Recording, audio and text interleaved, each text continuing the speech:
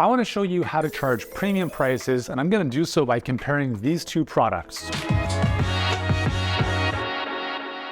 Hey guys, what's going on? You're Kim, your CEO and founder of Healthpreneur. We help health professionals and coaches grow their coaching businesses online without the grinds and helping you build your wealth in the process. Now, if you're here and you want to charge premium prices for a service or a product, I'm going to show you a few nuances that I think will really help you out. But before I get into that, let's look at why you should charge premium prices in the first place. I'm going to talk about this in the context of coaching, service-based stuff first, and then I'll touch on with the product. From a coaching perspective, when you charge premium prices, the most important reason why you want to do that is because you will get better quality clients. In a coaching relationship, people have to show up and do the work. If you charge nothing, they have nothing invested and they will not do the work. If you charge a lot of money, they're not gonna let that money go to waste. They will show up and do the work, and that means they get better results. So when people say like, why do you charge so much? The answer is because you are worth it. You are charging your clients premium dollars because it's in their best interest. They will get a better result. That's the fundamental reason why I believe charging more is very important.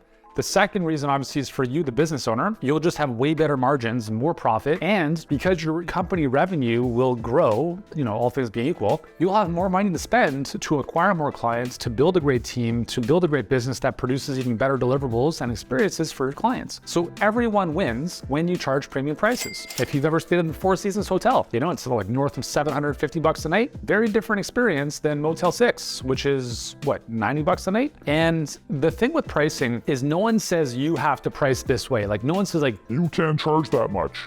We're the board of pricing. You can't do this. There's no board of pricing. Pricing is 100% in your head. From a coaching perspective, even from a product perspective, so often we project our own limiting beliefs on what we believe other people are willing and able to pay. Do not make that mistake. I did that for too long, and I know a lot of other people who do as well. They undercharge for their services and they become a martyr in the service of other people. From a product perspective, and I'm gonna show you two examples of this in a second, you create a better product. Like it's that simple. Like if you charge more, now again, obviously there's ethics involved here because I do know many people in the supplement space who get really shit quality ingredients on the cheap and then rack up margins to like north of 10 to 20 times their cost of goods sold. So, there's a certain amount of ethics in play there, whether you're selling a supplement or a non-consumable product. But essentially, if you charge more, it gives you wiggle room to have a higher cost of goods sold, which ideally means you've got better quality materials in that, right? If you look at a car, a $10,000 car, if there are any, is a very different quality car than a car that's $150,000 or $200,000, right? If you buy a house for $10 million, if you look at another house that's $100,000, there's a very big difference in quality, right? Quality of materials, quality of the build, the location. So I think inherently we all know you get what you pay for in life.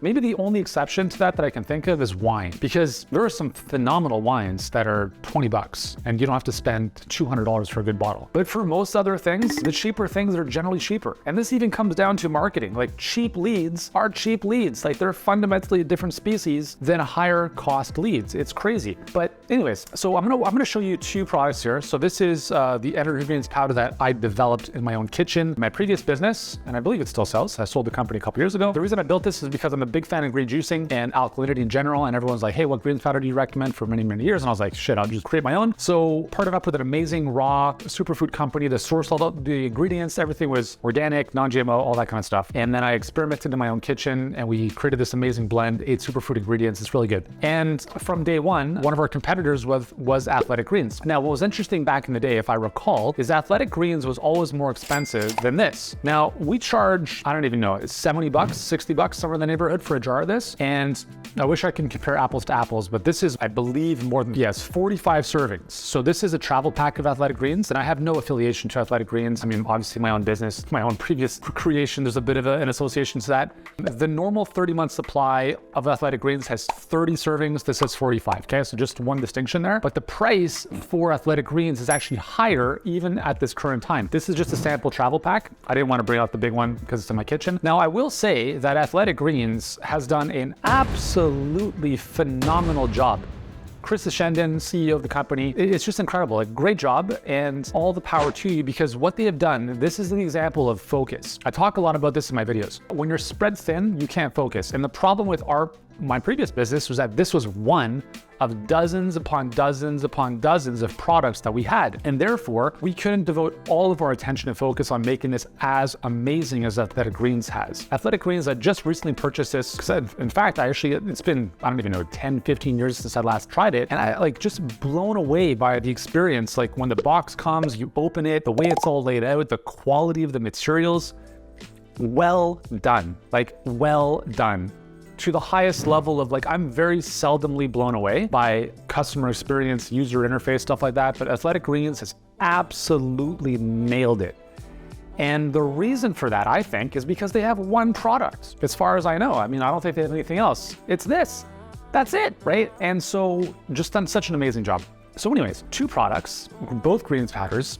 This one cost, I would say, we'll call it 50% more than this one. Why is that? Well, let's talk about positioning for a second. When you look at the ingredients of Athletic Greens, this replaces a lot of stuff you would otherwise have to spend money on. This doesn't. And right there, that's a huge competitive advantage from a positioning standpoint. They're saying, I shouldn't say they're saying, the interpretation is, I don't have to buy a probiotic. I don't have to buy a multivitamin. I don't have to buy all this extra stuff because all of that is in here. And if you look at the daily values of all the different vitamins and minerals, it's like 100%, 1100%, 800%. Like, it's like, holy cow, like it's crazy. And then you compare it to Energy Greens, which is still an amazing product, and it's 18%, 3%, and nowhere even near that. So what this has to do with pricing is that if you can offer something that is going to save people money in other aspects of their life where they would otherwise have to pay, you can charge a premium for that. And very often, it's not that people think your thing is too expensive, it's often that it's not expensive enough. And this is a very big mindset shift that I had, is that when someone says it's too expensive, as an example, if you're speaking with a potential coaching client, it's that they don't see the value. And so instead of you dropping your prices, what could you include so that you could keep the price where it is or even take it higher so that they'd be like, hell yes. Here's an example from our business. So our Health Business Accelerator coaching program is a done with you coaching program. It's amazing. It's also premium priced. A little while ago, we started thinking about the fact that we have many clients who are very busy health practitioners who don't have the time to do the work that we're asking them to do. Right? They got to build out their stuff, their marketing. And so we said, why don't we offer a done for you solution, which is literally almost double the price. And when the right people are presented that, it's a no-brainer for them. But what was happening before that is we were losing clients in some cases because they didn't want to do the work to the amount that they had to. We're not an agency, just to be clear. So what was happening was that it wasn't that our price was too high, it's that it wasn't high enough with considering the value that we could provide in that space. So by saying, listen, we understand that you're busy, you don't want to have to build this thing out. What if we did this for you and the price is just here? For the right person, that's a hell yes opportunity. And it's been a tremendous addition to how we present our coaching program. And it's the same thing here. It's like, this is good, but this is better. It's more expensive, but it's more valuable because it has more value inherent in the product. It's going to give you more daily value of vitamins and minerals, probiotics, adaptogens, all that kind of stuff. You're not getting the same level of that in the Energy Greens, although the Energy Greens is good, right? It's a good product and I'm really proud of it. But sometimes you compare it to other stuff and you're like, shit, they've done a better job. And so when you think about raising your prices or how to charge more, try not to think about, oh my God, people won't be able to afford this. It doesn't matter what you charge. There's always going to be people who can't afford it, just like there are always going to be people who can afford it.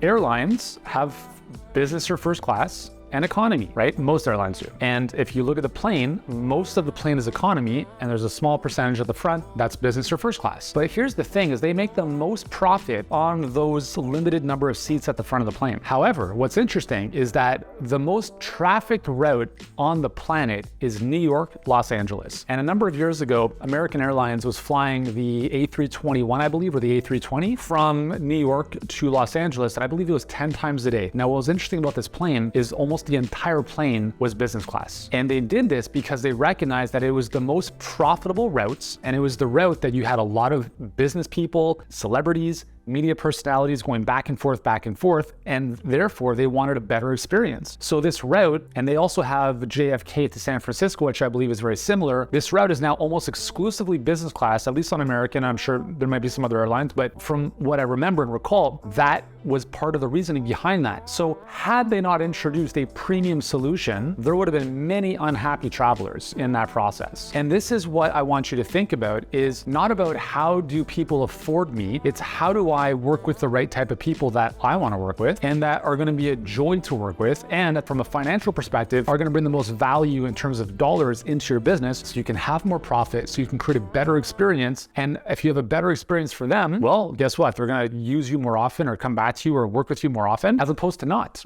So I will tell you in airlines I will never fly on again, and that's going to be, I can't even remember the name of it, to be honest.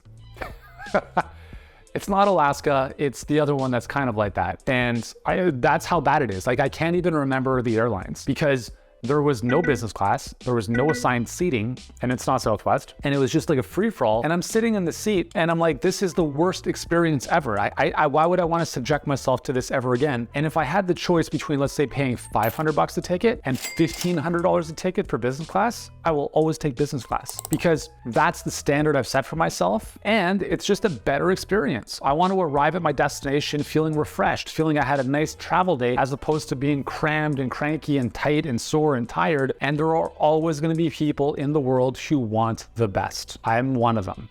There are people who are called maximizers. Maximizers want the best in everything. They want the best, clothing, cars. They want to finish first on the leaderboard. These are people by nature who are competitive, and they want the best of the best of the best. And it's a lot of fun to work with people like this because they are high performance individuals. But when you price your stuff too low, you literally just bypass them. Like, they're not even interested in anything that's a lower price. So as an example, when I bought my McLaren, I bought the McLaren because, number one, it's an amazing car to drive, but second, because there's an element of exclusivity. Very few people have McLarens compared to Lambos and Ferraris. And for me, being a maximizer, someone who wants the best in every aspect of my life, that was part of the ego boost that I would get around having something that was exclusive. And this is what you have to think about with premium pricing, is there are a very large number of people who want the best. They want the best experience, they want the best results, they want to brag to their friends that they work with the best trainer, the best coach, the best whatever, and that's part of who they are. Now, at the other side of the spectrum is Walmart and Costco and the beaters that have, 3 flat tires. You don't have to serve that audience. It's your choice, right? Again, no one's holding a gun to your head saying, you have to do this. And so when we talk about charging premium prices, it really comes down to your philosophical decision about how you want to run your business. Because Walmart and Costco are very successful businesses. Don't get me wrong, but it's a very different business model, right?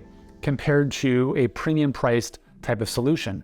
But for me, I like creating experiences and user experiences that are just at another level. It's a very different experience going into a McLaren dealership and having a personal relationship with everyone there, because I'm one of only a couple people in Toronto that have these cars, compared to going to even BMW, which I also have, and you're just another number, right? So when premium pricing comes into the equation, it's not just about the value someone's getting. It's not just about the fact that you can provide a better quality of service and more stuff for them that's going to ultimately help them get a better result. It is the self-identity that they are tapping into. The self-identity of feeling special, exclusive, different from everyone else. And this is also what designer brands tap into, right? A Gucci bag, I don't even know the thousands of dollars that it costs. Why do they wear for used Gucci bags that cost that are maybe not even that great quality? Maybe some of them are, I don't know. Or even wear t-shirts with, Louis Vuitton and for $700, $800, $1,000. Why? Because it's what the brand says about the person. It's not that this shirt necessarily is 1,000 times better than something else. It's that when someone walks around with that name on their shirt, when other people see that person, there is a certain level of status that is implied to that individual. And this is part of the psychology of premium pricing. And this may not apply in all situations or necessarily service-based businesses all the time, but generally, there is a good segment of the market in any market you're in who want the best. They understand that you get what you pay for. They understand that if I'm going to pay a premium, I'm most likely going to get great results. I'm going to have a good experience, and this is going to be better off for me than if I had a cheaper solution. As I often say, you can't expect Ferrari performance at Honda Civic prices. So with that said, I hope you found this video well. If you'd like to understand when to increase your prices and exactly how to do so, then watch the next video, which is right here or one of these sides of the video. I'll walk you through it in that video. But while you're here, remember to subscribe to the channel, hit the bell, do the stuff to make sure you're notified of any new videos that we're launching on a weekly basis to help you grow a very successful business. Thank you so much for your time. I look forward to seeing you in the next video. Go there now and let's dive in.